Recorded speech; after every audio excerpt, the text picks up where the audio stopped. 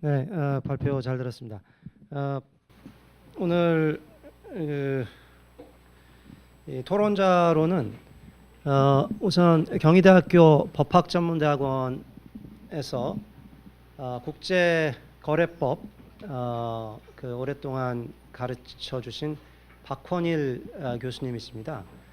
사실 박헌일 교수님은 그 데이터 로컬라이제이션, 그러니까 정보 현지화에 대해서 논문을 쓰신 바도 있고 해서 모시게 됐습니다. 그리고 한국 마이크로소프트의 조장래 상무님 모셨습니다. 마이크로소프트는 특히 미국에서 마이크로소프트 본사는 미국에서 마이크로소프트의 그 클라우드 서버에 있는 정보를 미국 법무부에서 그 영장으로 취득하려고 했을 때 그 아일랜드에 있는 서버에 있는 정보를 미국 정부에게 넘겨줄 것인가 가지고 좀 법정 다툼을 벌였던 그래서 어떻게 보면 그 데이터 로컬라이제이션에 있어서는 이 저기 NGO 같은 역할을 좀 하셨던 회사라서 모시게 됐습니다. 그리고 마지막으로 사단법인 오픈넷의 김가연 변호사는 저희 오픈넷에 오시기 전에 법무부 국제법무과인가요? 에서 일하면서 그 FTA 등 그 국제 한국이 관여한 그 국제협정 과정을 지켜본 바 있어서 토론자로 모시게 됐습니다. 토론자분들과 그리고 수고하신 발표자, 토론자분들에게 환영을, 발표하신 분에게는 좀 수고했다는 좀 박수 우선 좀 부탁드리고 시작하도록 하겠습니다.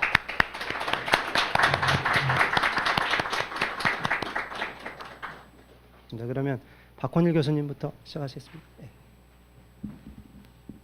박헌일입니다. 저는 경희대를 지난 8월 말에 리타이어했기 때문에 이제 엑스 프로페서 오브 로가 되겠죠. 현재는 여기 나눠드린 유인물에도 있지만은 코리안 리걸 인포메이션 인스티튜트라고요. 한국 법률 문화를 인터넷을 통해서 소개하는 그 위키피디아식 백과사전을 운영을 이렇게 하고 있습니다. 어떻게 토론 시작을 할까요? 네. 이런 학술 세미나에 나오면은 토론자는 계속 시간이 줄어듭니다. 그래서 미리 양해를 구하고 그 제 토론 내용을 유인물로 나눠드리도록 했습니다. 여러분 받으신 그 유인물 첫 페이지에 보시면은 지도가 하나 나와 있는데요. 이게 이제 2015년에 그 조사된 그 데이터 로컬라이제이션의 그 국별 현황이라고 할 수가 있습니다.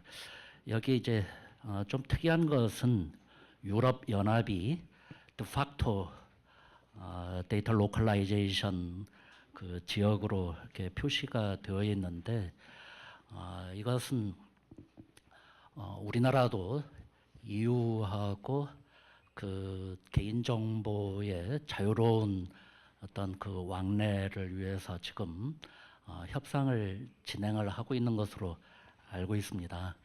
그런데 우리나라의 그 대기업들이 유럽에서 여러 가지 사업을 벌일 때 바로 EU가 요구하는 개인정보 그 보호 수준의 적절성을 한국에 아직 맞추지 못했다 해가지고 뭐 삼성이나 LG, 뭐 네이버 같은 게임 회사들도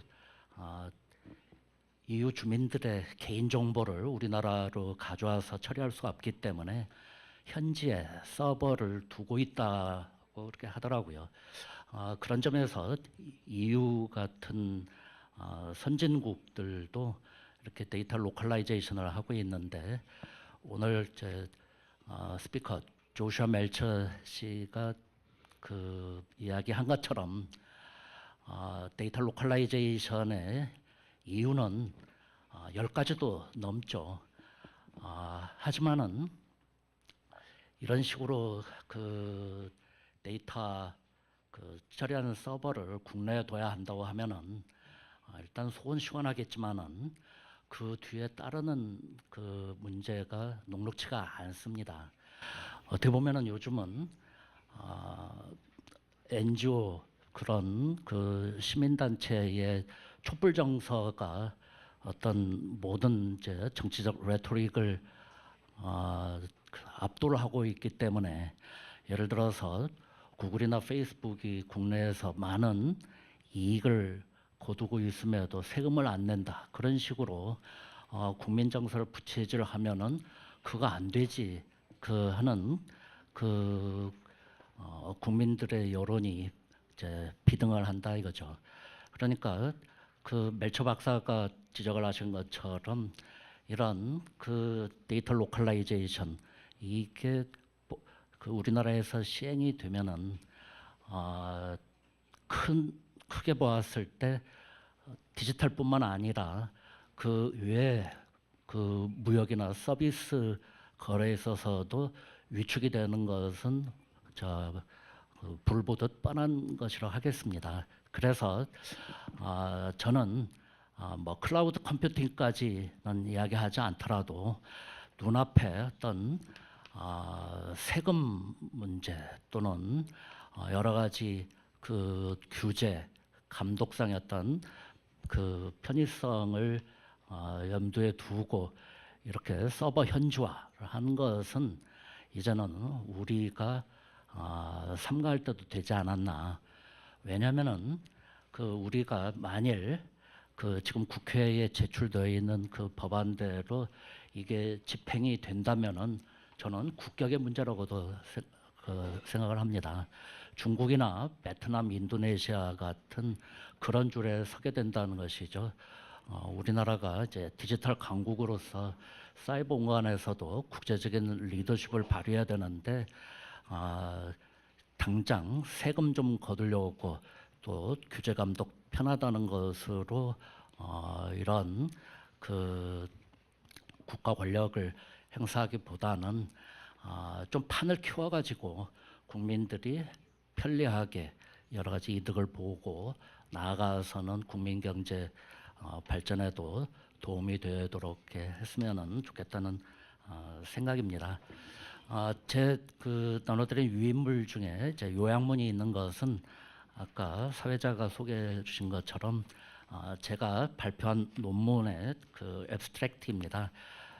여러분들도 그 네이버 프라이버시 센터에 들어가시면은 아니 데이터 로컬라이제이션 그 구글 검색을 해보셔도 이 자료가 나오니까 어느 나라에서 이 데이터 로컬라이제이션을 이렇게 하고 있는지 그런 그 내용을 상세하게 파악하실 수가 있습니다.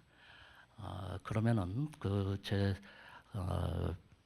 코멘트는 이 정도로 하고 질문이 하나 있는데 아까 참사관님 미 대사관 참사관님도 한국 정부의 데이터 로컬라이제이션을 이제 피해달라고 의사 전달을 하셨는데 발제자보다도 뭐 미 대사관 관계자든지 이게 어떤 공식적인 채널로 되었는지 만일 공식적인 채널이라면은 한미 FTA 개정할 때도 이러한 논의가 있었는지 갑자기 궁금한 생각이 들었습니다.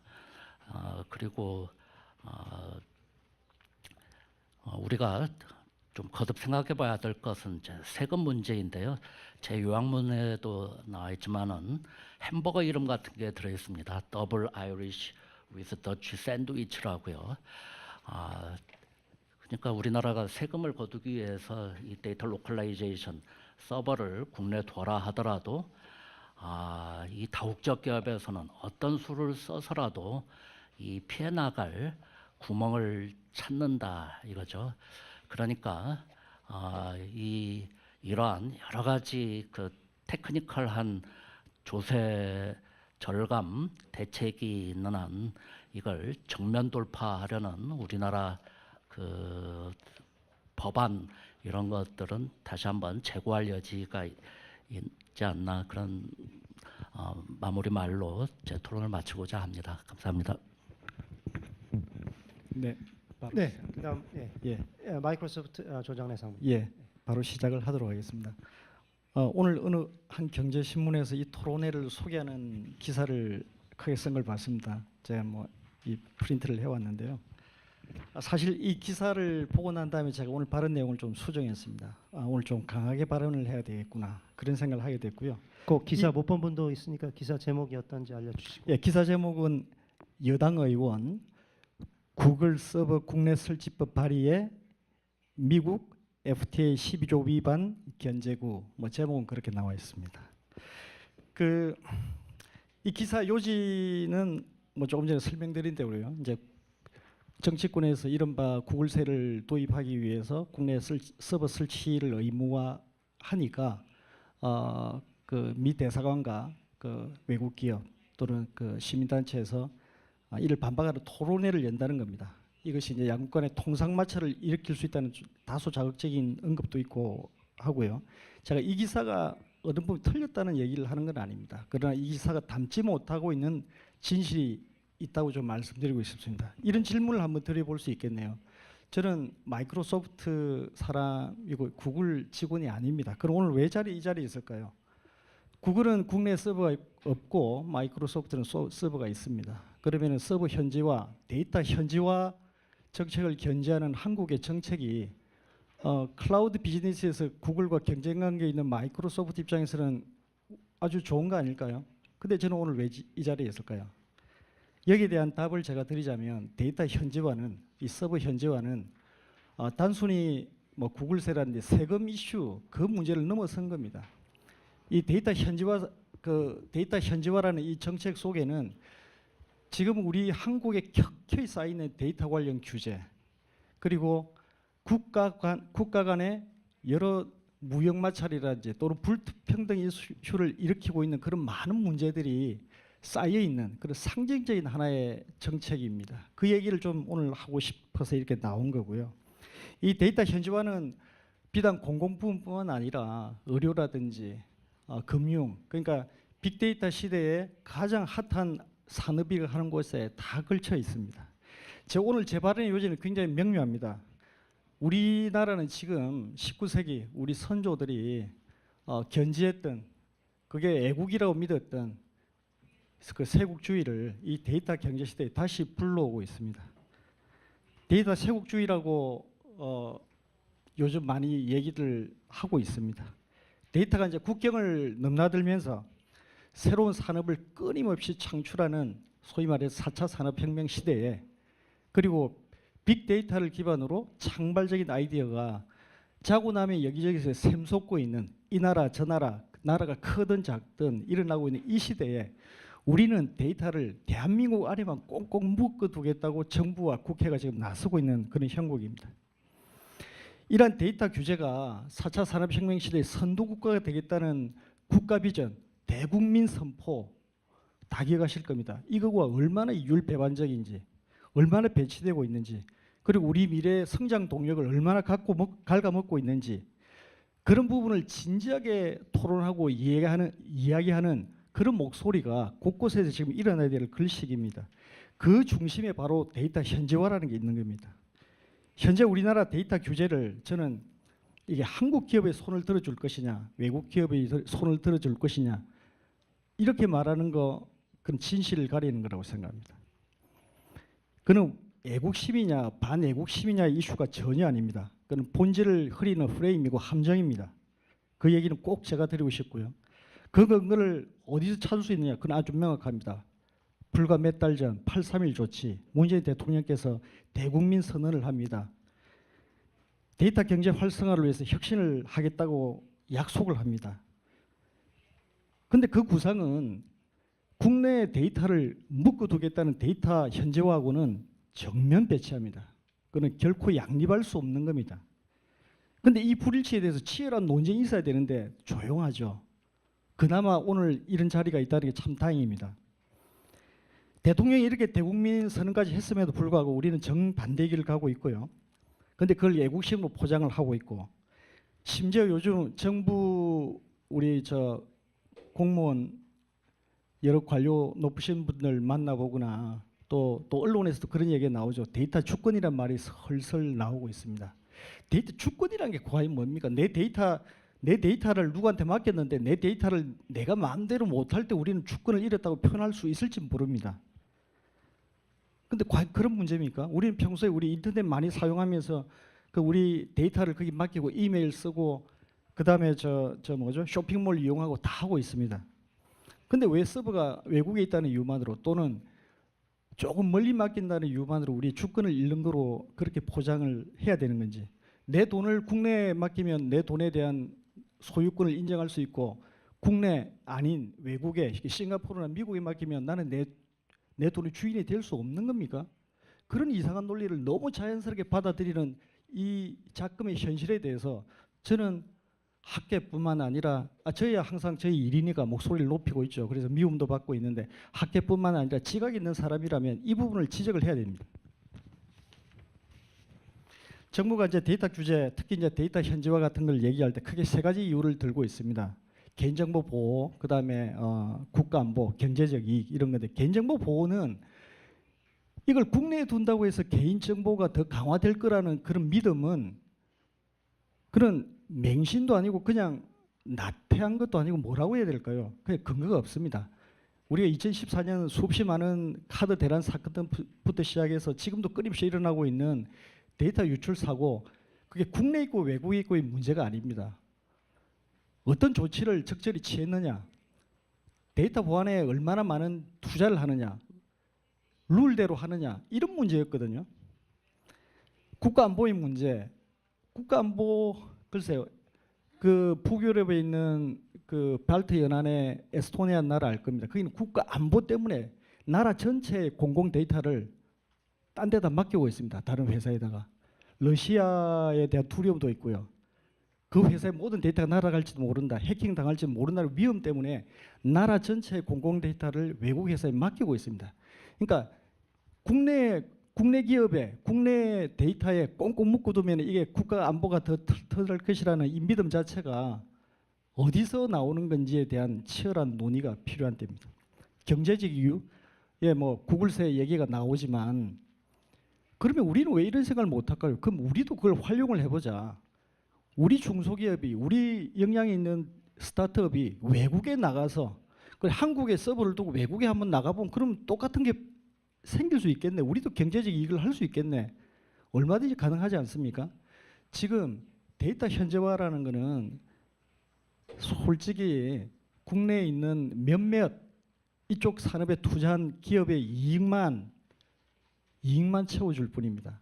이게 국내 중소기업에게 좋은 겁니까? 국내 스타트업한테 좋은 겁니까? 정반대입니다. 그 얘기를 해야 됩니다. 그래서 제가 아까 이 프레임은 한국 기업이냐 외국 기업이냐의 문제가 아닙니다. 한국 기업에 영향이 있는 기업들이 해외 시장에 나가려면은 한국 데이터, 한국 서버만 써야 돼. 한국에 그 운영하는 그 회사 것만 써야 돼. 이렇게 어떻게 경쟁이 됩니까? 외국에 있는 기업하고 합작해서 뭔가 사업을 해볼 수 있습니까? 못합니다. 그 얘기를 우리는 할 수 있어야 되는 겁니다. 엊그제죠. 벤처기업협회에서 성명을 발표했습니다. 데이터 규제 완화해달라는 얘기입니다. 벤처기업협회 아시다시피 외국 기업 아닙니다. 한국 기업입니다. 똑같은 목소리입니다. 바로 여기에 그 핵심이 있다는 거고요.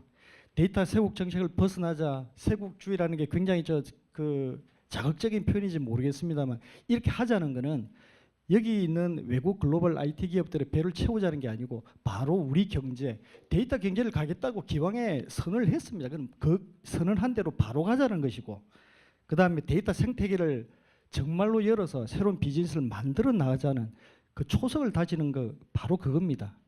그런 점에서 오늘 데이터 현지화에 대해서 단순히 이게 이쪽이나 저쪽에 싸움 붙이기 것이 아니라 본질을 바로 볼 수 있는 그런 하나의 계기가 되었으면 좋겠습니다. 감사합니다.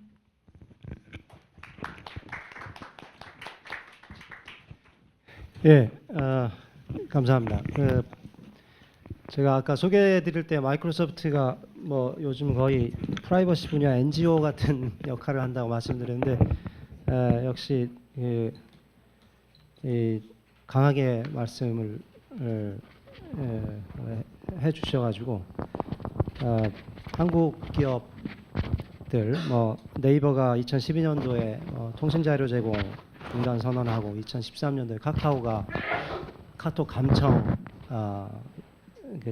거부하고 그랬던 것처럼 그 기업이 특히 마이크로소프트는 미국 정부하고 고객 프라이버시 보호를 위해서 수년간 소송을 했었는데 그런 경험이 좀 묻어 나오는 그런 좀 목소리였지 않았나 느꼈습니다. 다음으로 그 오픈넷 김가연 변호사, 오픈넷 김가연 변호사는 바로 여기 고려대학교 법과대학 출신이신 변호사입니다. 토론해 주시죠. 네, TMI이신 것 같은데요. 어쨌든 그 원래는 저희 그 토론회 포스터 보시면 그 GNI 글로벌 네트워크 이니셔티브의 주디스 리첸버그 사무총장님이 오시기로 했었는데 또 갑자기 일이 생기셔가지고 제가 그래서 대신하게 되었고요.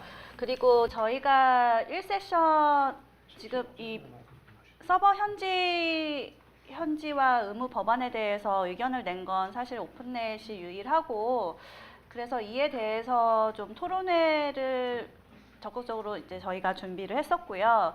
근데 토론자를 섭외하는 과정이 쉽지가 않았습니다. 특히 그 서버 현지화 법안을 찬성하는 측을 섭외하려고 했는데 뭐 방송통신위원회 쪽이나 변재의원실에도 컨택을 했었고 방송통신위원회에서도 또 컨택을 했었고 했는데 다들 뭐 일정이 안 되시거나 하셔가지고 못 오셨고 뭐 저희가 일방적으로 저희 입장만을 주장하려고 패널을 이렇게 구성한 것은 아니라고 말씀을 드리고 싶습니다. 그 내용을 잘 아시는 분도 있으실 거고 모르시는 분들도 있을 것 같아서 말씀을 드리면 지금 그 변재일 의원님이 발의하신 안이 정보통신망 이용 촉진 및 정보 보호 등에 관한 법률 개정안인데요. 그 정보통신 서비스 제공자 중에 일정 규모 이상의 그 IT 기업이죠. 인터넷 기업 중에서 그 이용자가 그 서비스를 안정적으로 이용할 수 있도록 국내에 서버를 설치하는 등 기술적 조치 의무를 부과하는 내용입니다. 그래서 결국에는 일정 규모 이상의 인터넷 기업이라면 무조건 국내에 서버를 설치해야 된다는 내용이고 그래서 이런 조치를 하지 않았을 경우는 그 방통위가 과징금으로 매출액의 3%까지 매길 수 있도록 하는 그 EU에서도 지금 뭐 구글세라고 해서 만들고 있는 그런 법안이랑 비슷하긴 한데요. 그런 내용입니다. 그래서 결국에 취지는 뭐 최근에 그 페이스북 접속 경로 변경으로 인한 그 이용자 이익 저해 행위 뭐 그런 것도 있었고 그래서 페이스북도 국내에 서버가 없어서 결국에는 그런 서비스 접속 지연이 생겼다 그런 주장도 하시고 또 이렇게 국내에 서버가 있으면 어떤 과세의 근거도 될 수 있다. 그리고 국내법 적용의 근거도 될 수 있다. 그런 이유로 이런 법안을 발의를 하셨는데 그런 이유는 10분 이해가 되지만 그 사이드 이펙트, 부작용이 얼마나 큰지에 대해서는 고려를 하시지 못한 것 같습니다. 저는 박헌일 교수님께서 그 교수님 논문을 보시면 아주 자세하게 연구를 해주셨는데요. 꼭 찾아보셨으면 좋겠고 그래서 이런 서버 설치 의무법은 그 일반적인 데이터 로컬라이제이션하고는 또 다른 것이 그 국내에 아예 서버나 데이터베이스를 두도록 강제하는 나라는 전 세계에서 우선은 중국하고 러시아에서밖에 지금 시행하지 않고 있는 그런 제도입니다. 그리고 동남아의 일부 국가가 뭐 자국 내에서 뭐 컨텐츠를 제공하려면 뭐 동영상이든 이런 컨텐츠를 제공하려면 그 자국 내에 그 컨텐츠를 보관해야 된다 그런 정도 의무를 규정하고 있지 아예 우리나라의 이용자들한테 서비스를 제공하려면 우리나라에 서버를 두라 이런 법안은 아니면 이런 제도는 어느 나라에도 지금은 현재 없습니다. 그래서 결국에는 뭐 그 법 조문만 보면은 안정적인 서비스 제공을 위한 것이니까 이용자들한테 저희 오픈넷은 이용자들의 권익을 정보 인권을 보호하고자 하는 옹호하고자 하는 시민단체인데 왜 반대하느냐라고 보시면 그런 전혀 근거가 없는 주장이라고 보는 거죠. 그리고 특히나 가장 문제가 이제 정보 인권적인 문제 나중에 말씀드리고 먼저 문제를 말씀드리자면 이 법안으로서 역차별을 해소할 수 있다고 하시는데 그게 오히려 우리나라 인터넷 기업들한테 더 역차별을 불러일으키는 규제가 될 수 있습니다. 왜냐하면 뭐 예를 하나 들어보겠습니다. 갈라파고스 규제의 가장 좋은 예는 인터넷 실명제입니다. 우리나라가 전 세계 최초로 2007년에 인터넷 실명제를 실시하면서 모든 인터넷 사업자들이 그전에도 뭐 주민등록번호로 가입은 했지만 나중에 법으로 이걸 만들었었거든요. 이것도 노무현 정권 때죠. 변재일 의원님 그때 정보통신부 차관이셨죠. 그때 그 인터넷 실명제를 하면서 결국에는 유튜브가 그때 떴죠. 유튜브는 그 인터넷 실명제를 도입할 수 없다, 서비스를 제공할 수 없다 해서 아예 한국 그 서비스를 닫았었죠. 그 과정에서 오히려 한국 그 유저들이 유튜브를 이용하게 되고 반대로 그 실명으로 이용해야 되는 아프리카 TV나 이런 다른 판도라 TV나 이런 서비스들은 나중에 점점점 도태되었고 지금은 유튜브를 이길 수 있는 국내 서비스가 없지 않습니까? 그런 경우로 우리나라에만 존재하는 그런 갈라파고스적 규제는 결국엔 우리나라 인터넷 기업들한테 역차별로 돌아오고 기업들의 오히려 그 경쟁에서 도태시키는 결과를 낳게 됩니다. 그리고 또 반대로 우리나라 인터넷 기업도 해외 이용자들한테 서비스를 제공하는 경우에도 꼭 국내 서버를 둬야 되는 경우가 있고 아니면 완전히 해외 이용자들한테만 서비스를 제공하는 경우에도 국내 기업이라는 이유로 국내 서비스를 그러니까 서버를 둬야 되는 상황이 올 수도 있습니다.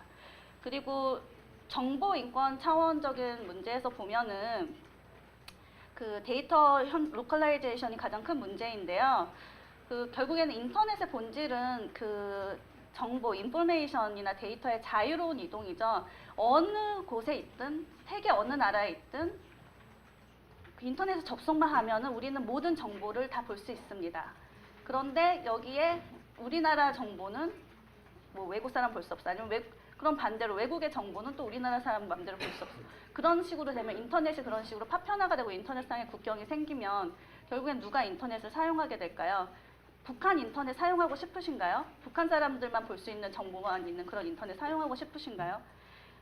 그래서 이렇게 인터넷의 디지털 장벽을 세우는 거는 정말 아까 말씀드린 대로 그동안은 중국만이 해오던 아니면 극소수의 공산주의 국가들이 해오던 일이었는데 이제 점점 뭐 어떻게 보면은 그 미국 IT 기업이 워낙 이런 경쟁력이 강해지다 보니까 그 IT 기업을 견제해야 된다는 그런 뭐 명목하에 이런 경향이 있는 것 같습니다. 하지만 시민단체 입장에서 볼 때는 이렇게 데이터 로컬라이제이션은 그 나라의 국민을 그 나라의 정부와 기업의 감시와 검열로부터 도망칠 수 없게 합니다.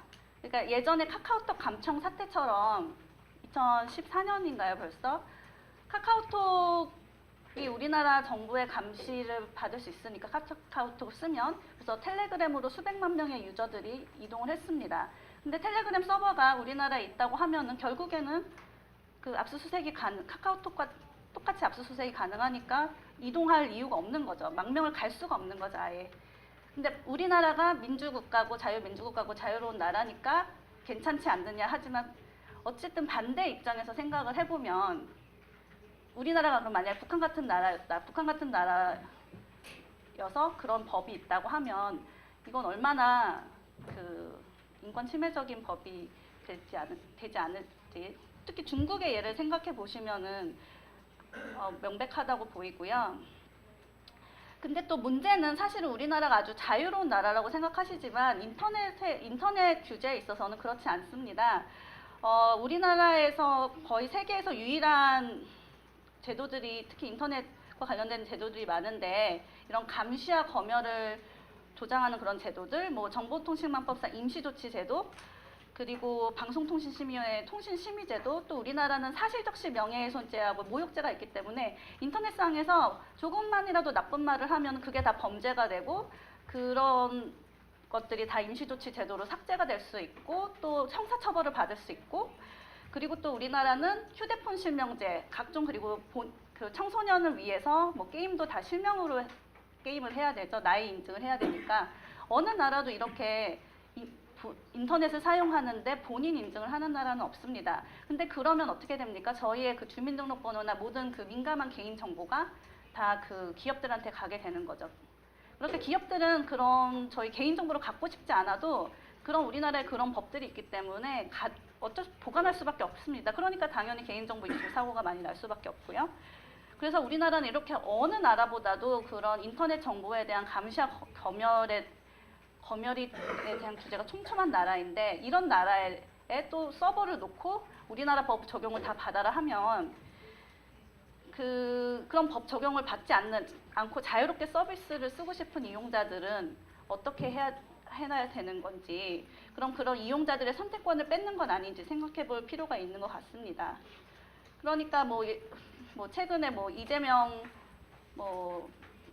해경군 김 씨가 이재명 부인인지 아닌지 뭐 이 논란에서 트위터가 뭐 협조를 안 해준다, 수사 협조를 안 해준다 이렇게 하는데, 사실 그럼 결국엔 다 모욕죄잖아요. 뭐 대통령 아들에 대한 모욕죄든 뭐 사실적시 명예훼손죄든 이런 건 미국에 없는 범죄입니다. 어느 나라 가서도 없는 범죄인데 그런 범죄를 수사하겠다고 개인정보를 달라, 당연히 줄 수가 없죠. 트위터 입장에서는 그런 문제가 있습니다. 그래서 저희 오픈넷에서는 그런 감시와 검열로 인한 정보인권 침해 문제가 있기 때문에 이런 서버 현지화 법안을 반대하는 것이고요. 그리고 부차적으로는 아까 말씀드린 대로 인터넷 이용자들의 선택권도 많이 제한하게 됩니다. 그래서 만약에 한국의 서버를 모든 그 한국 이용자들한테 서비스를 제공하기 위해서 한국에 서버를 둬야 한다고 하면 그럴 능력이 없는 사업자들은 한국에 아예 서비스를 제공하지 않게 되겠죠. 아니면은 뭐 코리안 유저 뭐 맞춤형 서비스 그런 거를 만들지는 않겠죠. 그리고 또 우리나라 기업들이나 우리나라 스타트업도 해외 클라우딩, 지금 아마존 되게 많이 쓰거든요. 아마존 클라우딩 컴퓨팅 서비스를. 근데 그런 거 못 쓰게 되는 거죠. 왜냐하면 서버가 외국에 있으면. 그래서 결국에는 아까 두 분께서 말씀하신 대로 그 IT 산업의 혁신, 또 저희하고 경제도 그 해가 될 수 있습니다. 그리고 마지막으로 이제 아까 해주신 대로 제가 오픈넷 근무 전에는 법무부 국제법무과에 이제 사무관으로 재직을 하면서 뭐 한중, 한캐나다, 그리고 RCEP 등 이런 FTA 협상에 참여를 했었습니다. 제가 직접 협상단으로 참여를 했었는데, 이거는 오픈넷 활동가 입장이라 개인적인 제 경험으로 말씀을 드리면, 그 서버 현지화 법안은 당연히 한미 FTA 위반 소지가 있고요. 그리고 아까 교수님께서 뭐 질문하셨는데 아마 대사관 측에서는 뭐 말씀해 주시기가 어려울 것 같은데, 이번에 그 한미 FTA 개정할 때 이런 IT 쪽 논의는 되지 않은 것으로 알고 있습니다. 왜냐하면 이커머스 챕터나 이런 지재권 챕터는 그 통상협정에서 사실은 그 전까지는 어떻게 보면 되게 소외되어 왔습니다. 왜냐하면 더 중요한 거는 이런 서비스나 그러니까 뭐라고 해야 되죠? 상품, 이런 아니면 농수산물 뭐 이런 쪽 협상이 중요하니까. 근데 이제 점점 이런 디지털 무역의 중요성이 강조되면서 점점 부각이 되고 있죠. 그래서 여기 오신 분들도 관심을 많이 가지셔야 될 것 같은데, 어쨌든 그 한미 FTA 위반 소지가 있는 건 확실하고, 그리고 또 이건 FTA 협상에서 특히 한국은 이 아시아권에서도 친 FTA 그 자유무역을 지향하는 쪽인데, 그런 정부의 입장과도 배치되는 내용이라고 하겠습니다. 게다가 노무현 정권 때 2003년부터 우리나라 정부가 적극적으로 FTA를 추진해 오기 시작했다는 점을 생각해보면 이번 여당은 좀 더 신중하게 고려를 해야 되지 않나 그렇게 생각을 합니다. 네.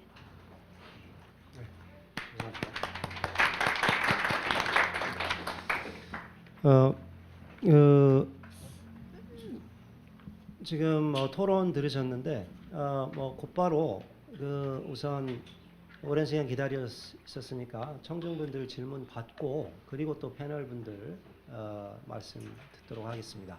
네, 안녕하세요.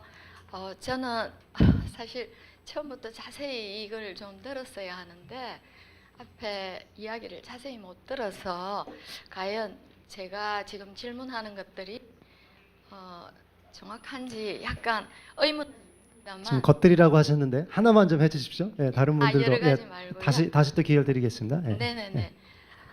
일단 제가 여쭤보고 싶은 것은 이 디지털 주권지키기라고 아주 좀 이렇게 좀 포괄적인 주제를 잡으셨는데 일단 이야기하신 그 부분이 데이터 스토리지, 그러니까 즉 데이터 그 서버 구축에 관한 이야기를 하셔서 제가 여쭤보고 싶은 것은 유럽 같은 경우는 과거에 2000 Decision on EU-US Safe Harbor라고 해서 사실은 예전에는 이 데이터를 오픈을 했었습니다. 근데 최근 들어서 이 구글세 관련 논의도 있고 이러면서 2016년 7월 12일 데이터 스토리지 앤 프라이버시 로우라고 해서 그 EU 차원에서 미국과 저기 맺었던 2000년의 그런 그 협정이 무효라고 이렇게 유럽 사법재판소에서 판결을 하면서 구글 및 페이스북 등 미국의 그 기업들이 온라인 기업들이 유럽 이용자 개인정보를 수집하는 데 있어서 제동을 걸면서 EU 기반 데이터 센터를 구축 중이다 하는 것으로 제가 알고 있습니다. 그렇다면 유럽은 왜 그렇게 하고 있고 그리고 거기에 대해서 미국도 그거에 발 맞춰서 일정 정도 그거를 받아들이고 있는 걸로 알고 있는데 즉 그것은 EU가 자국의 그 정보를 통제하면서 또 앞으로 나오는 그 빅데이터라든지 AI 산업 등 그런 4차 산업혁명에 일정 정도 대처하기 위해서 EU 차원에서 이런 일을 하고 있는 걸로 알고 있습니다. 그래서 그건 어떻게 생각하는지 여쭤보고 싶고요. 그 외에도 중국이나 러시아 같은 이런 나라들은 프라이버시 보호라기보다는 내셔널 세큐리티라는 그런 나름의 어떤 명분을 가지고 아무래도 미국과 외교적으로나 여러 가지 정치적으로 대척점에 있기 때문에 그런 걸로 지금 노력을 하는 걸로 알고 있습니다. 그런 점에서 저희가 지금 진행하고 있는 이런 제가 볼 때는 너무 한쪽 측면만을 나오신 분들이 이야기하는 게 이구동성으로 하나의 측면만을 이야기하시는 것 같은데 과연 그 대척점에 있는 의견도 충분히 의견을 수렴해야 되지 않을까 그렇게 생각합니다. 네. 이상입니다. 네. 또 질문 지금만 받을까 또 패널리스트 말씀 듣고 또 받을 거니까 예. 아니 뭐 질문이라기보다 코멘터리입니다. 이게 마이너 마켓의 비애거든요. 우리 IT 시장을 전 세계 1%라고 하죠. 지금 그 페북은 그 덴마크 콜링에 유럽 최대의 데이터 센터 짓고 있어요. 그리고 또 중국 귀양시에다가 10억 불 들여가지고 데이터 짓고 있고요. 왜 한국은 지으면 안 되나요? 솔직히 여기 이제 기술 파트 쪽에서 오신 분들 안 계셔서 그런데 아니 액티브 다 쓰면 되죠. 상식적으로 생각하자고요. 법률안 다 떠나고 뭐 이런 정보 보호 다 떠나서 아니 그 서버 두고요. 국내 서버 두고 액티브를 해서 본사 뭐 유럽이든 어디서 서비스 하세요. 다만 한국에서 과세 좀 하겠다는 거 아닙니까? 그리고 지금 우리 데이터센터 장비 97%가 외산이에요. 우리는 15년부터 진행한다고 했는데 지금도 AWS 이번 KT 그 지국의 아마존 서비스 KT 리전 써요. 근데 걔들 그 DR 안 뒀어요. 그러니까 먹통된 거예요. 아니 그 사람들은 그렇게 편하게 장사해요. 아니 이런 현실도 있어요. 그러니까 우리도 좀 그 제대로 과세 받아서 우리 저 글로벌 육성하고 하면 안 되나요? 예. 뭐 그런 취지입니다. 예. 그래서 지금 첫 질문 하자마자 뭐 답변하시겠다는 분들이 옆에 계셔가지고 그러면 답변 기회를 우선 드리고 넘어가도록 하겠습니다. 우선 저기 발제자께서 말씀하신다고 하고 제 생각에는 박헌일 교수님도 하실 말씀이 있을 것 같습니다. 예, 먼저 하시죠. 예. Thank you. I'm just going to respond quickly to the question about GDPR. GDPR은 유럽의 개인정보보호법입니다. Yeah, and so this came into effect in April this year, replacing the data directive.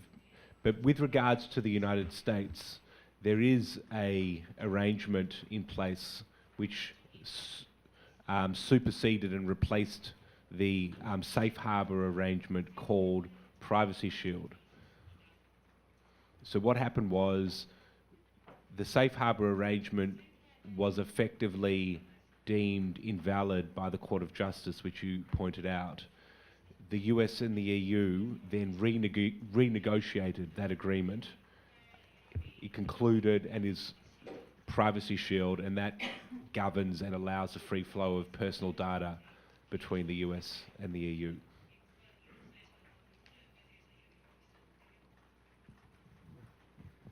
예, 그 답변이 되셨는지 모르겠지만 그 EU, USA 세이프 하버가 취소된 게 아니라 재협정이 돼서 다시 유럽과 미국 사이에 데이터 플로우는 자연스럽게 진행되고 있다고 답변을 해주셨습니다. 아마 말씀하신 거하고 좀 사실이 다른 것 같아서 확인해 주시면 될 것 같고요. 그래서 답변, 예, 박헌일 교수님.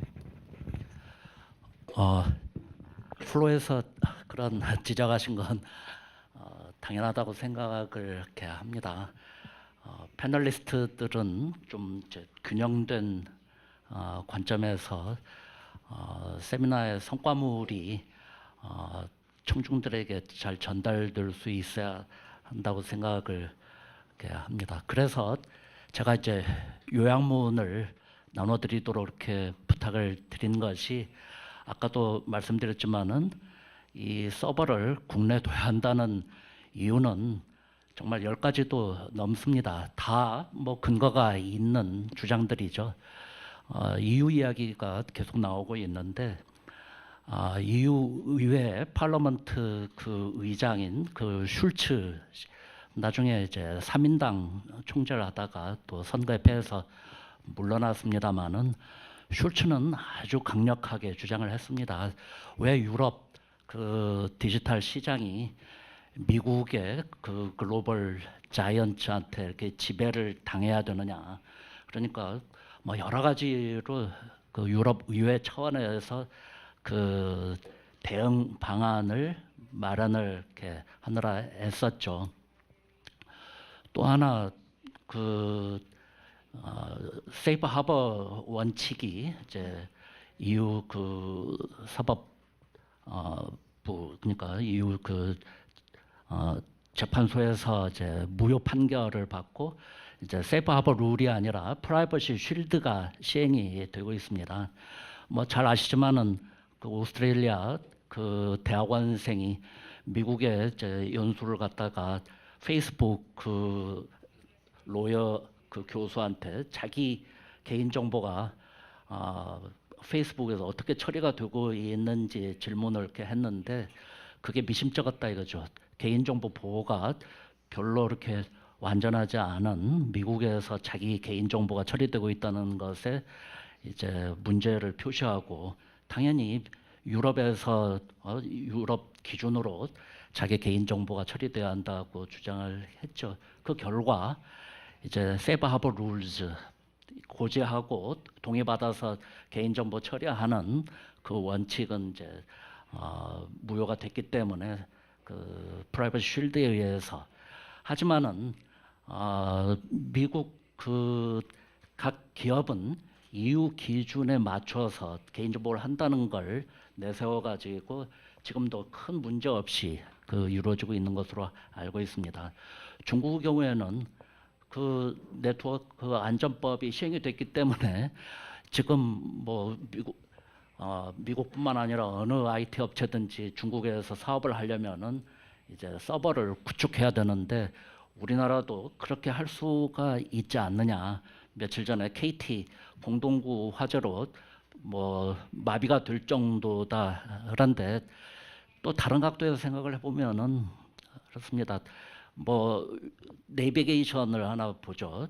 제가 여기 우리나라가 이제 그 개인정보 이동이 좀 문제가 되지 않느냐 한 것은 잘 아시는 것처럼 공간 정보를 구글에 제공하지 않은 게 이제 발단이 되었죠.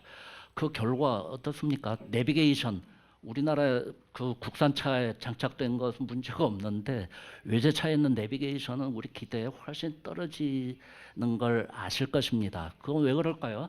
예, 외국 기업에서는 우리나라 공간 정보를 이용할 수 없기 때문에 그렇죠. 그런데 지금은 그 사이버 공간에서는 국경이 없습니다. 그러니까 그 자율주행차 우리나라에서는 제대로 가동할 수가 없는 문제가 그 생길 수가 있다는 것이죠.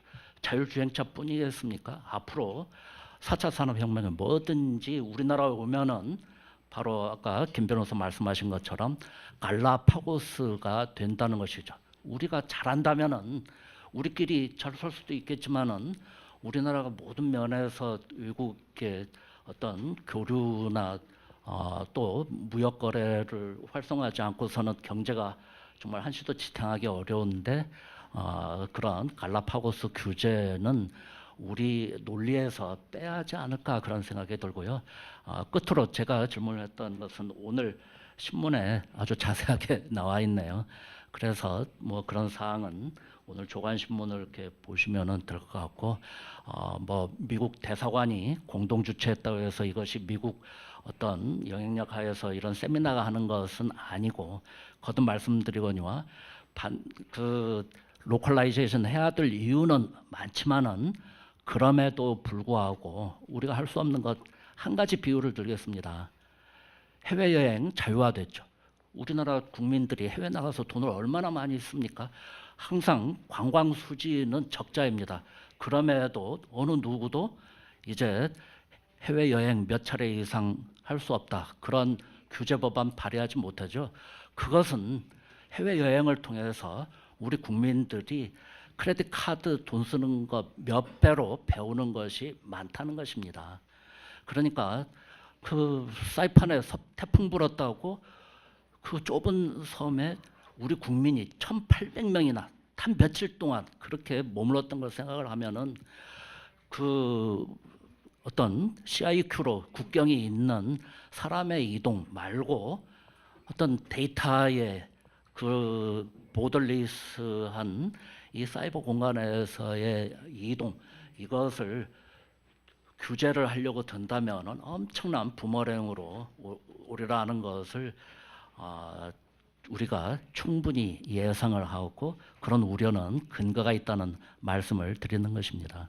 네, 저 조장룡 장관님도 뭐 시간이 많지 않은 것 같아서 제가 빨리 저는 답변드리겠습니다. 아까 AWS 언급도 나왔겠고 제가 이제 기업 입장에서 발표를 해야 될 유일한 사람이라서 꼭 말씀드리겠습니다. 근데 오늘 저는 왜 다른 회사 입장을 자꾸 대변한지 모르겠습니다만 AWS의 그 최근에 서버가 잠시 에러가 있긴 했습니다만 중요한 사실은 이게 싱가포르라든지 일본이라 다른 리전으로 확대돼서 사용하고 있던 그런 기업들은 피해를 입지 않은 걸로 확인이 됐습니다. 이건 클라우드의 기본 설계가 그런 겁니다. 저희 마이크로소프트만 하더라도 이제 100군데 넘는 데이터 센터를 각국에 가지고 있고 30개가 넘는 나라에 그걸 가지고 있고 그 데이터들이 저장되거나 서로 상호 운영되는 그 방식들이 굉장히 정교한 방식으로 합니다. 그래서 한 곳에서 사고가 나더라도 다른 곳에서 백업이 2중, 3중, 4중으로 된다는 걸 말씀드리고 근데 그렇지 않고 예를 들어 선진국 중에서는 이제 독일만 한국과 비슷한 데이터 또는 서버 현지화 정책을 가지고 있습니다. 거기는 그런 위험이 있죠. 독일도 그걸 알고 있고. 그런데 이제 스노든 사태 이후에 이제 뭐 그 정책을 지금 고수하고 있는 거고요. 그다음에 그 KT 말씀하셨는데 KT 지하통신국 화재 뭐 다른 건 제가 디테일하게는 모릅니다. 어떻게 뭐 저 조사 결과 이런 걸 제가 알 수도 없고 다만 중요한 거는 KT가 그 이걸 백업하는 부분에 있어서 굉장히 소홀했다는 거는 공통적으로 지적이 되고 있지 않습니까? 근데 그 KT가 데이터 현지화, KT도 클라우드 사업을 하고 있습니다. 데이터 현지화를 가장 크게 목소리를 내고 있는 국내 대표적인 기업입니다. 그러니까 그 외국 기업이 들어오지 못하고 서버를 가지지 못한 기업들은 비즈니스를 못하게 될 때 KT는 가장 큰 경제적인 이득을 취할 수 있다는 것 때문에 KT는 대놓고 여러 곳에서 많이 얘기를 하고 그 얘기를 뭐 사적으로도 많이 얘기를 합니다. 그게 KT입니다. 그러니까 보안을 위해서 그러면 국내 서버를 설치를 의무하고 KT만 다 가게 하면 그게 더 안전하냐라는 라는 답변을 제가 대신 그냥 드리고 싶습니다. 아까 그 세이프 하버 그 부분에 대해서 그냥 짧게만 저는 뭐 깊은 지식이 있는 건 아니고요. 미국과 유럽은 몇 년 전부터 굉장히 다른 세이프 하버를 통해 협정을 통해 가지고 상호 간의 데이터를 굉장히 활발하게 주고받았습니다만은 GDPR라는 게 나온 거는 유럽이 느끼는 불안감도 있는 겁니다. 미국의 그 IT 기업의 독주에 대한 불안감도 있고 또 프라이버시에 대한 문화적인 차이도 있고 그 다음에 GDPR이라는 걸 통해 가지고 이제 프라이버시를 좀 새로운 개인정보 보호 규제를 해야 되겠다는 게 그래서 올해 5월부터 시행이 되고 있지 않습니까? 근데 여기 어기게 되면은 그 기업은 글로벌 기업의 매출의 4% 또는 그 2천억 유로, 2천억 유로죠. 이에 해당되는 징벌적 그 손해배상을 감수를 해야 됩니다. 그 얘기는 뭐냐면은 많이 열어주되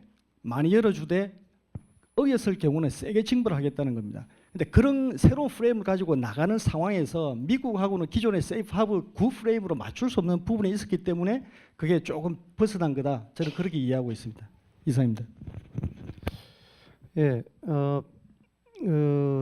지금 뭐 한번 질문하고 질문에 대한 이제 답변을 좀 들었는데 제가 좀 몇 가지 패널리스트 분들께 좀 질문 드리면서 조금 좀 페이스를 좀 바꿔보도록 하겠습니다. 그리고 나중에 또 청중분들께 또 질문 기회 드리도록 하겠습니다. 김관 변호사께서 이 서버 현지화 법안 조문을 좀 정확히 보신 것 같은데 국내 이용자들이 서비스를 원활하게 이용할 수 있도록 서버 현지화 등의 기술적 조치를 취해야 한다. 이렇게 돼 있으면 서버 현지화 등이라고 되어 있으니까 꼭 서버 현지화는 안 하더라도 뭐 캐시 서버를 둔다거나 뭐 다른 방식의 기술적 조치 이런 걸 통해서 국내 이용자들이 이 서비스를 원활하게 이용할 수 있게만 해주면 되는 거 아닌가요? 혹시 그렇게 해석할 수는 없는지 뭐 한번 좀 생각해 보셨으면 좋겠고요. 박헌일 교수님한테 좀 질문 드리고 싶은 거는 이런 겁니다. 이게 이제 아까 그 질문하신 분도 뭐 한국 시장에서 돈 버는 기업들 뭐 과세 좀 뭐 하면 어떠냐 이런 말씀하셨는데 사실 그게 예를 들어서 중국 업체가 미국에다가 뭐 물건 많이 판다고 해서 중국 업체가 미국 정부에다가 세금 내진 않거든요. 현대차가 미국에 차 많이 판다고 해서 미국 정부에다가 세금 내진 않습니다. 그냥 한국에서 내는 거죠. 또 용역도 마찬가지입니다. 용역도 지금 결국에 이제 뭐 구글이 한국 회사들한테 온라인 광고 서비스를 많이 팔고 있는 건데 서비스를 팔고 있다고 해가지고 서비스에 대해서 돈을 내는 사람 이건 이제 세법상 원천이라고 그러는데 이 원천에서 그 소득세 징수하진 않거든요. 그러니까 이제 결국에 이 소득세를 가지고 원천에서 소득 발생하는 곳에서 뭐 징수하겠다. 이거는 사실은 국제적인 그런 합의는 지금 없는 상태입니다. 뭐 그런 합의가 불가능하다는 건 아니고요. 그 국제적인 합의가 없으니까 이제 결국에는 한쪽에서 한쪽으로만 물건 많이 팔고 돈 많이 벌어가는 게 억울하니까 지금 트럼프 같은 경우 소득세로 안 세니까 이제 관세로 하고 있는 거 아니겠습니까? 물론 이제 그 관세로 하는 것에 대해서 또 불만인 사람들도 많이 있고 있습니다만 제가 박헌일 교수님한테 질문드리고 싶은 거는 특히 국제거래법 하셨으니까 그 이중조세 방지 조약 보면은 그 용역 소득하고 그러니까 무역 소득하고 영역 소득은 원천 징수 안 하지만 로열티 소득은 원천 징수 하지 않습니까?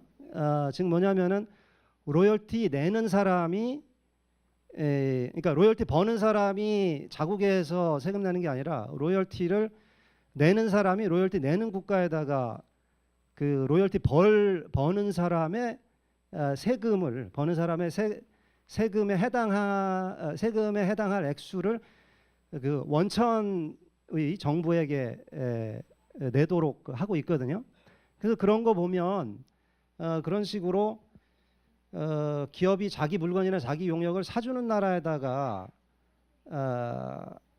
그 소득세를 내는 것도 뭐 불가능하진 않은 것 같다는 생각이 들었습니다. 그래서 아까 이거를 뭐 저기 세법으로 정면 돌파를 해야 되는 거지, 뭐 갈라파고스 식으로 이렇게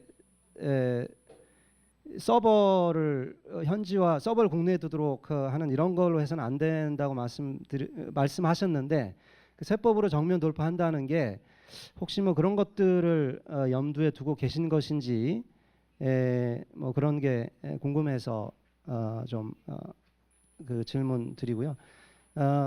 또 마지막으로는 저기 조슈아 멜처 연구원님께 이건 영어로 하겠습니다.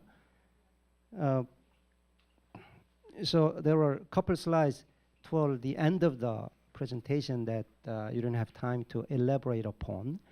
I think one slide that I found interesting was the reasons for data localization. You didn't want to go into detail, but was wondering whether you value some of those reasons better than or more highly than others. So, 예, 한번 답변 좀 여쭤볼까요? 김가연 변호사부터. 예. 예, 법안이 정확히 어떤 걸 의미하는지는 그 법안을 발의하신 분이 제일 잘 아시겠지만, 우선은 국내 서버를 설치하는 등이라고 했을 때 그 등이라는 거는 서버를 설치하는 걸 포함하여 그 외에 다른 조치가 가능하다는 것이라서, 기본적으로는 서버를 설치하고 그 외에 또 다른 조치를 취할 수 있으면 더 취할 수 있다는 뜻으로 보이고, 또 그것이 그 발의자의 의도라고도 판단이 되고요. 그래서 여기서 또 이제 더 문제인 것은, 물론 제안 이후에는 여러 가지 그런 아까 말씀하신 대로 박헌익 교수님께서 말씀하신 대로 10가지도 더 넘는 그런 이유, 우리나라에 필요한, 우리나라 뭐 어떻게 말하면 디지털 주권 보호에 필요한 그런 이유들이 있겠지만, 이제 저희가 우려하는 것은 그럼 좀 더 고민을 하고 좀 더 좋은 정치한, 좀 문제를 최소화할 만한 법안을 만드셨으면 참 좋았을 텐데, 이 문구 자체가 너무 광범위한 거죠. 그래서 어떤 게 과연 안정적인 서비스를 제공하는 것인지에 대한 정의도 없고, 그리고 이 서버의 정의도 사실은 없습니다. 참 서버가 기술적으로 얼마나 다양한 종류가 있을 수 있는데, 이게 말 그대로 말씀하신 뭐 그런 캐시 서버도 있을 수 있고, 뭐 저는 기술자가 아니니까 잘 모릅니다만은, 그리고 국내에 설치한다는 것, 국내에 설치한다는 게 어떤 식으로 그러면 설치를 해야 한다는 것이냐, 그런 것에 대한 아무런 뭐 정의 조항도 없고 뭐도 없고, 위반 그런 기준도 뭐 대통령령으로 뭐 어떤 방통위가 그러면 뭐 정한다 그런 것도 없이, 그냥 무조건 위반하면 조치를 취하지 않으면 무조건 매출액의 3% 이하의 과징금을 매기겠다. 그 법 자체가 어떻게 보면 참 이렇게 너무 세련되지 못하게 만들어진 것 같아서, 저희는 혹시라도 이 법이 만들어졌을 때 결국에는 가장 이게 계속 그 가장 넓게 해석됐을 때 그런 문제들이 발생한다. 그런 중국이나 러시아가 하고 있는 그런 서버 현지화 법안 그런 규제보다 오히려 더 부작용이 많은 법안이다. 그렇게 말씀을 드리는 것입니다. 예, 박헌일 교수님. 세법으로 정면 돌파하는 방법. 예. 네. 이제 시간이 많이 지났기 저도 간략하게 답변을 드리겠습니다.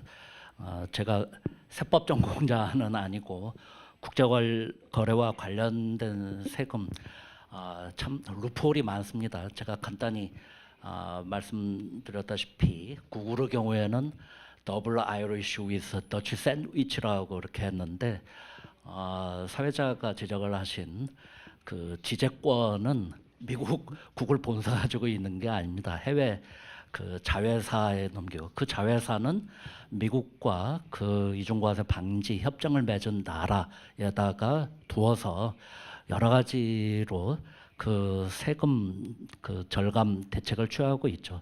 아까도 나왔던 것처럼 이것은 국제적으로 보편적으로 행해지는 그 절세 방법이기 때문에 글로벌 영업 전략으로 우리 기업들도 많이 하고 있는 거죠. 국내에 서버를 두면은 뭐 세법에서 말하는 고정사업장, 퍼머넌트 이스태블리시먼트로 과세 근거가 생길 수도 있습니다. 그러나 우리는 론스타를 통해서 너무나 많이 공부를 했지 않습니까?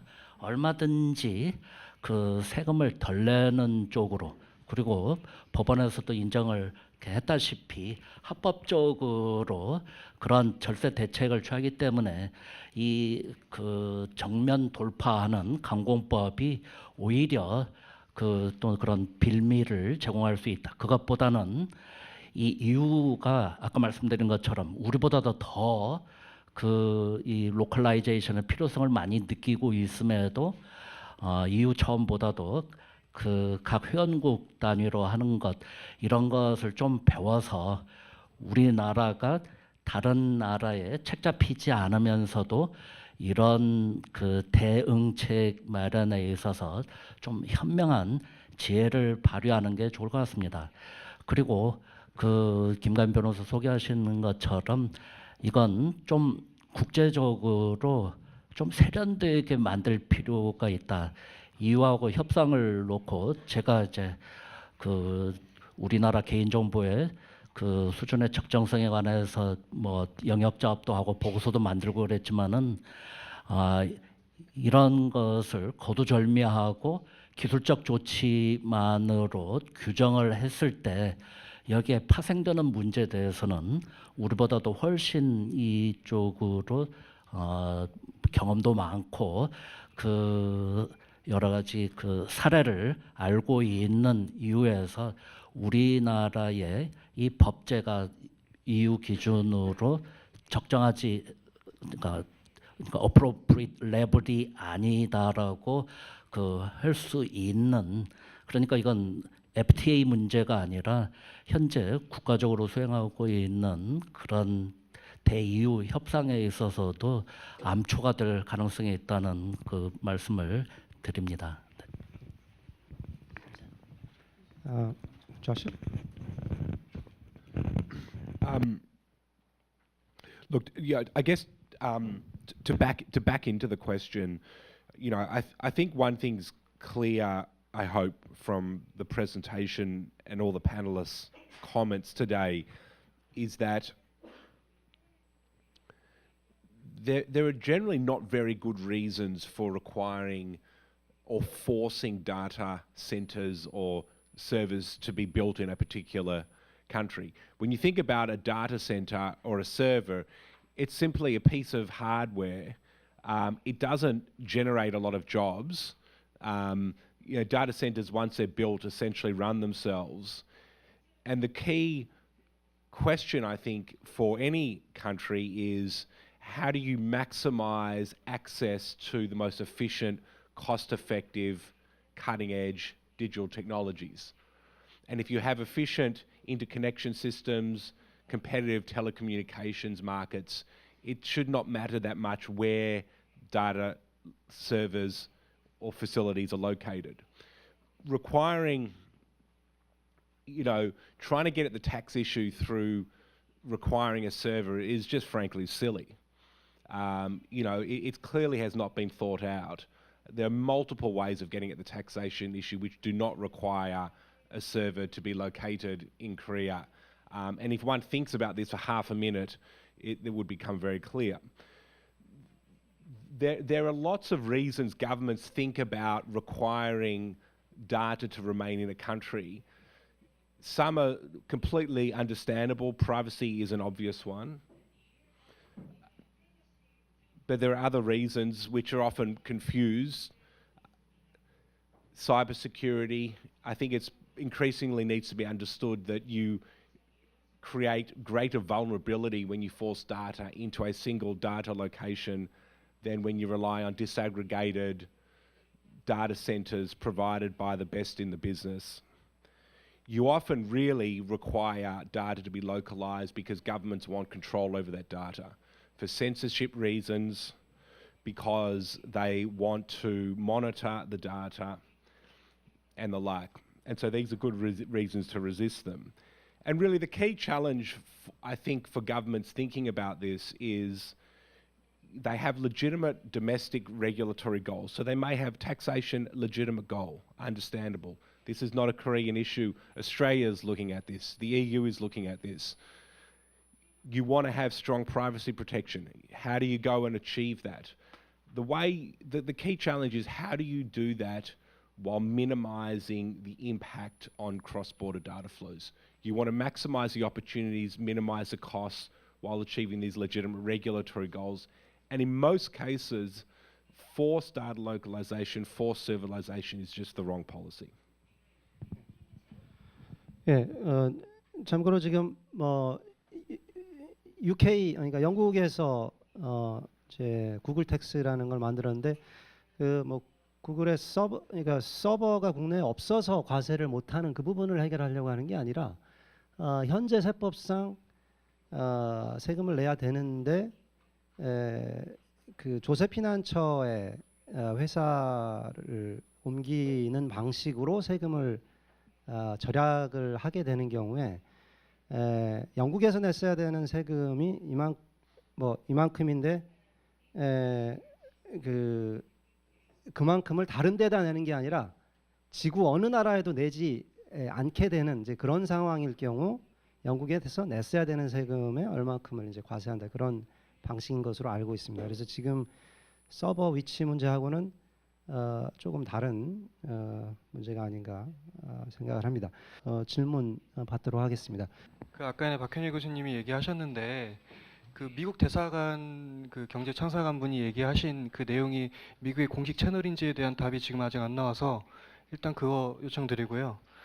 그 사실은 지금 국내 서버 현재 의무화 지금 현재 방금 얘기하셨는데 뭐 서버 위치 문제랑 뭐 세금이랑은 좀 다른 문제라고 얘기를 하는데 저희가 이런 법안이 이게 발의가 되고 했던 어떤 근본적인 이유를 좀 생각해 봐야 되지 않을까라고 생각을 합니다. 그러니까 이게 어떻게 보면은 이제 조세 회피나 뭐 이런 것들에 대한 문제 때문에 사실은 이런 법안들이 만들어지고 있는 상황이기 때문에 그에 따른 어떤 얘기들을 좀 더 해주셔야 될 것 같다는 생각이 있고요.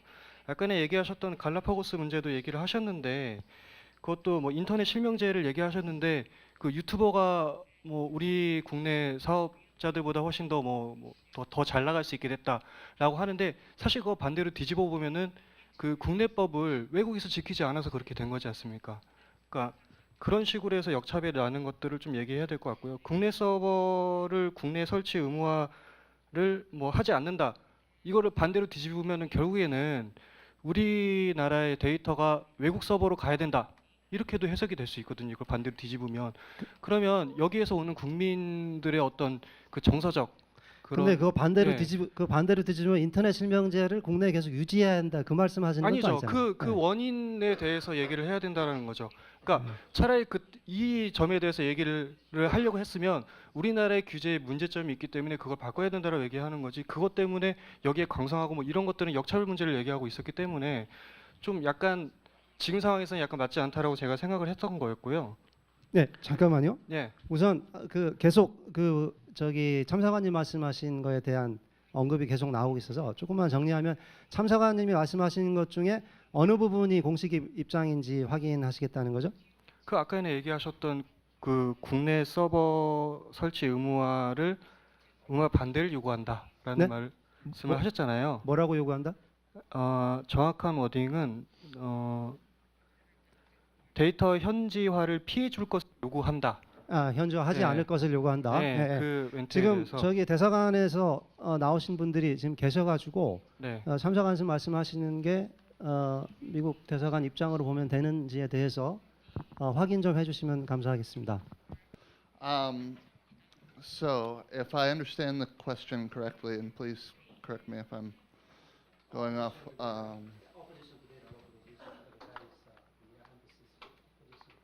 Yes, that is. the embassy, we do not conduct trade negotiations. That's the responsibility of the U.S. Trade Representative. So I can't speak to what role that might play in future trade negotiations or what role it's played in past trade negotiations. But what I can say is that our general stance is that the U.S. Embassy always hopes that U.S. companies will be able to play on an equal playing field here in Korea and everywhere that we operate in the world. And B, that we also want a prosperous Korea that's good for the United States. And we believe that restrictive policies, generally speaking, are not in Korea's long-term economic interests. And really what we hope to see is free trade, free flow of information, free flow of people between our countries. Sorry, my name is Chris Gertson. I'm an economic officer at the embassy. 예, 지금 질문을 하신 건 아니고 코멘트 하신 걸로 듣도록 하겠습니다. 시간이 지금 3시 12분이고 저희가 그 다음 세션을 또 3시 20분에 시작을 해야 돼서 우선 여기서 마치겠습니다. 1세션, 2세션 또 관련이 있으니까 지금 담아두셨던 질문은 또 2세션 토론 시간에 남으셔서 꼭 해주시기 바랍니다. 예, 지금 휴식하도록 하겠습니다. 3시 20분에 다시 이 자리에 와주시기 바랍니다. 감사합니다.